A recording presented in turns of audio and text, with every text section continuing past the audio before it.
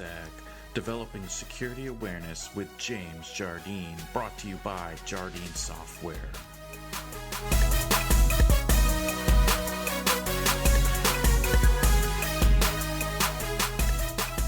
Hi, and welcome to episode 24 of the DevelopSec Podcast. I'm your host, James Jardine, and today I wanted to talk a little bit about the use of baselines within our network, within our application, how important they are when we start thinking about security, because we have to start understanding how our systems are set up, how they work, what is normal, before we can start really looking at what is abnormal, right? What are these anomalies on our network? What are the anomalies on our systems that now become a problem and identify or help us identify possible attack scenarios that may be going on? Think of it a lot very similar to how the human body works, right? We look at our body, we know certain things like, okay, the default temperature is around 98.6 degrees. We know what our typical blood pressure is, cholesterol levels, blood sugar levels. We know these levels that are common and normal for the body. And of course, a lot of these have ranges. And that's fine, right? There's a range, there's a deviation. Everybody's a little bit different. So some people may run a little bit hotter, a little bit cooler, right? But we have ranges that know this is typically what we consider a healthy body. Well, we need to do the same thing for our network. We have to understand how large are things like 302 redirects, right? Is it, a kilobyte in general? Is it 100 kilobytes in general, right? Let's say it's, usually not more than a kilobyte for a return for a 302 redirect. Well, if we start seeing 302 redirects that are a megabyte or 100 kilobytes, this is something that would raise an eyebrow, and we'd start thinking about, well, is there an issue here? Is this something that we should be looking at? And that's what sparks that initial investigation that's important when we're trying to identify security-related issues. And a 302 redirect is a good example of QA or developers testing their applications, looking at those responses. Hey, I see a 302 redirect, but it's fairly large. Let me go look at it. And you go look at it and realize that the way the redirect is working is it actually returns the entire page, right? Not just a set of headers and maybe a script tag to redirect the user, but the entire page that the user maybe isn't supposed to see, right? Maybe we're not authenticated or we're not authorized for that page. And now we get the page, but we also get a little bit of script. The site is relying on the script to trigger before the page is rendered to redirect you to the login page. Right, so we start looking at this through something like a proxy, like Burp Suite, and now we can actually say, hey, wait a minute, all if I do is remove this script, and I don't actually redirect, and I get all the functionality that I was expecting to see, and now we've got ourselves a big problem, right? And this is something simple to see. All you're doing is, as you're testing, going through using a proxy, and you just look at sizes, right? Pull up all the 302 redirects, look at the size of those responses, and if they're looking abnormal, right? Hey, wait a minute, these seem kind of big for a normal 302 response, because a typical 302 response only has some response headers that tell it to redirect with a location header, and maybe a script tag that will use JavaScript to redirect it if for some reason the location headers don't work. If there's a lot more to that, well, then maybe we need to start investigating.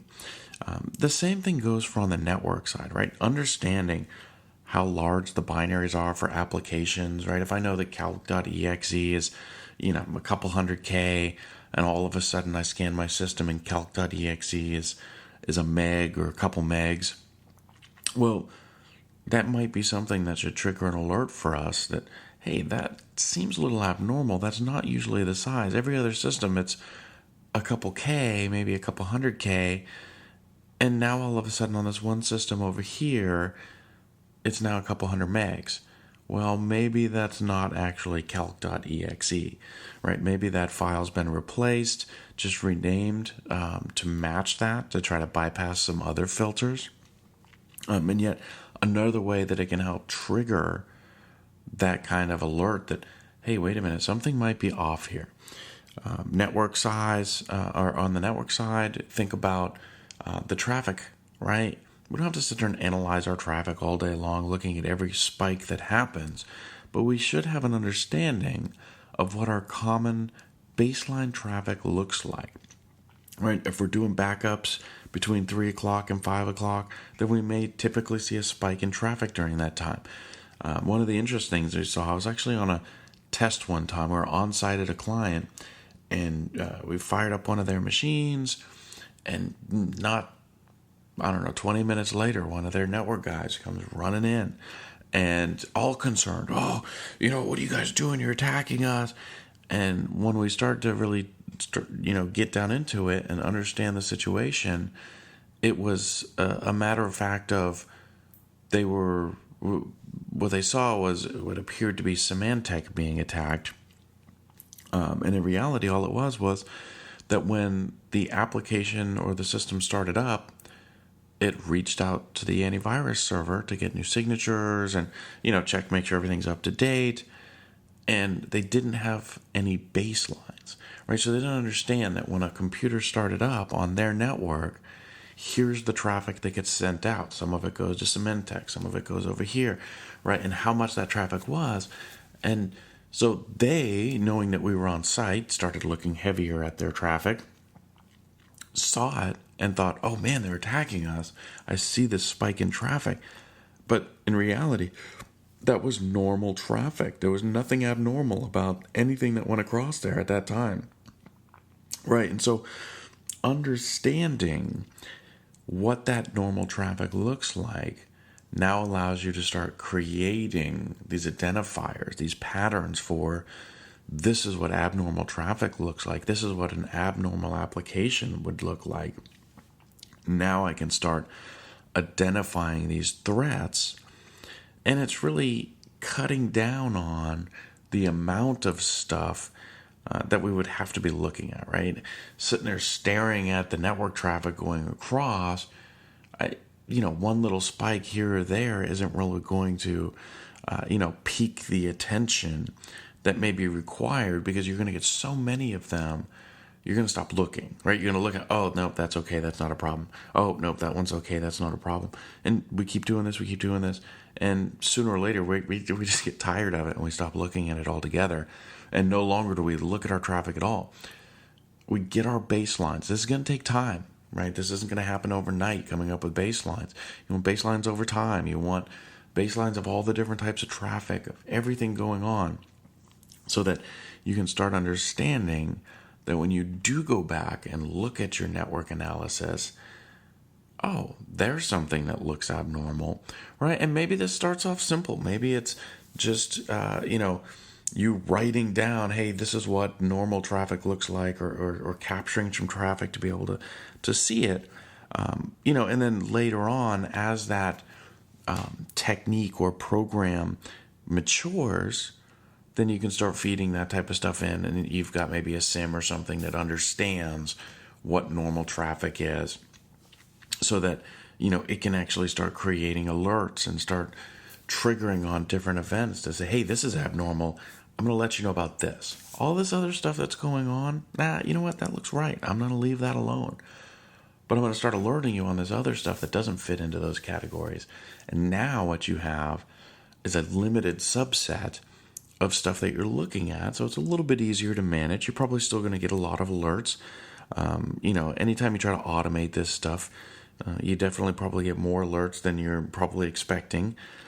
You get a lot of false positives, but at the same time, it's going to miss stuff, right? That'll happen. You're going to miss stuff. But the more you can start doing with this, the more you can focus your time on stuff that may be legitimate events, rather than just looking at the normal traffic that's going through there. I'm a firm believer. I believe that developers, QA, our network administrators, our network engineers, right? All of you guys can do this.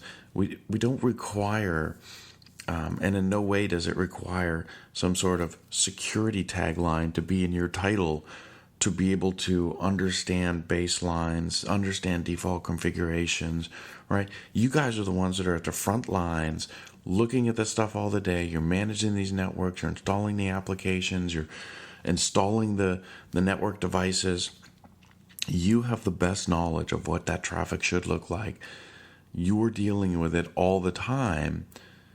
It's simple for you to go in and start looking at this and saying, yeah, I'm going to start managing my network. You're already managing the network, right? Oftentimes we try to look at this as a bolt-on security feature, right? It's part of our security. People are going to attack our networks. People are going to be malicious, right? And as a network admin, I should be looking for that type of stuff, right? I should be looking for abnormalities. We're already looking for this type of stuff when we think about performance-related issues, right? Troubleshooting. We already do this. So it's not much different to look at it as, okay, well, this type of event is more of a security event than it is performance. But I'm not taking everything and throwing it to some other group and saying, hey, performance group, you deal with this. I won't even help to identify it.